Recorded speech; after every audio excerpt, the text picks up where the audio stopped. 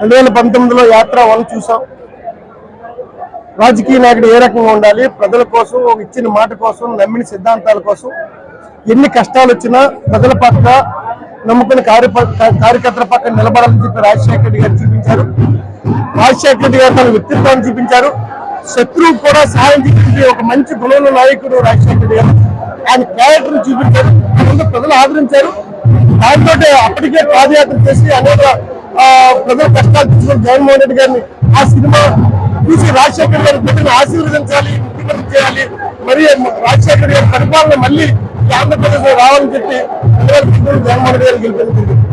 యాత్ర 2లో కూడా జగన్మోహన్ రెడ్డి గారు ముఖ్యమంత్రి అయిన తర్వాత ముఖ్యమంత్రి అవ్వకుండా ఆయన పడిన కష్టాలు, చంద్రబాబు నాయుడు ఆ రోజు అధికారంలో ఉన్నటువంటి సోనియా గాంధీ కుట్రలు చేసి ఏ రకంగా జగన్మోహన్ రెడ్డి గారు ఇబ్బంది పెట్టారని ప్రపంచం అందరికీ తెలుసు.